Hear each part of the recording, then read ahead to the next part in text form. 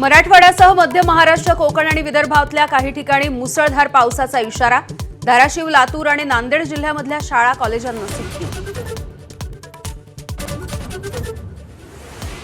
धाराशिव, लातूरमध्ये रात्रभर मुसळधार पाऊस. तुळजापूर आणि परिसरामध्ये नवरात्रीला आलेल्या भाविकांचे हाल. काल सोलापूर, पुण्यातही मुसळधार.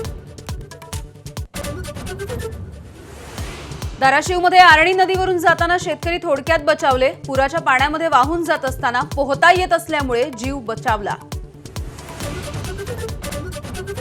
बीड शहरातही पावसाची संततधार सुरूच. बिंदुसरा नदी परिसरामध्ये साचलं कमरे इतकं पाणी. नांदेडमध्ये ढगफुटी सदृश्य पाऊस. शाळांना सुट्टी.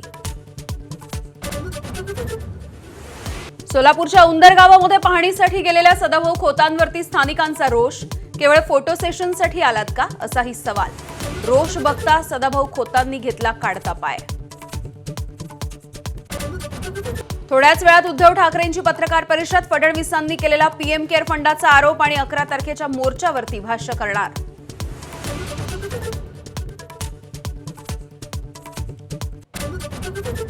बीडमधील ओबीसी महाएल्गार मेळाव्याच्या बॅनरवरून लक्ष्मण हाकेंना वगळलं. फेसबुक पोस्टद्वारे ओबीसी चळवळीमधून बाहेर पडण्याचे हाकेंचे संकेत.